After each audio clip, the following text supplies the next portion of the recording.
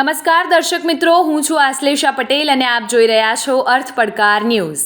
ગાંચીવાડા મહિલા મંડળ દ્વારા આજે હેલ્થ અવેરનેસ કાર્યક્રમનું આયોજન કરવામાં આવ્યું, જેમાં અરવલ્લી યુવા ચેરિટેબલ ટ્રસ્ટ સહઆયોજક તરીકે જોડાયું।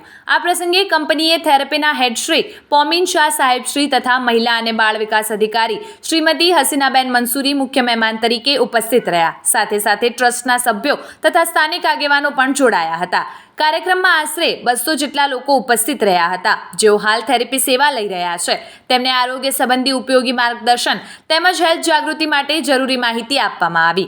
શ્રીમતી હસીનાબેન મંસૂરીએ સરકારશ્રીની નવીન યોજનાઓની વિગતવાર માહિતી આપી અને મહિલાઓને તેનો લાભ લેવા પ્રોત્સાહિત કર્યું। વિશેષ રૂપે રોડ ટ્રાન્સપોર્ટના પ્રમુખ શ્રી સાજિદભાઈ ખાનજીએ મહિલા મંડળને થેરેપી મશીન દાનમાં આપવાની જાહેરાત કરી, જેથી ભવિષ્યમાં વધુ લોકોને આરોગ્ય લાભ મળી શકે। આ કાર્યક્રમમાં મોડાસા મહિલા મંડળ તરફથી પ્રમુખ ફાતેમાબેન ભૂરા, સેક્રેટરી સમીમબેન બાકરોલિયા, કન્વીનર મુમતાઝબેન દધાલિયાવાલા તથા યુવા ટ્રસ્ટ તરફથી સાજિદભાઈ ખાનજી, ઝુબેરભાઈ ખાનજી અને મહિલા મંડળ તથા ટ્રસ્ટના અનેક સભ્યો હાજર રહ્યા।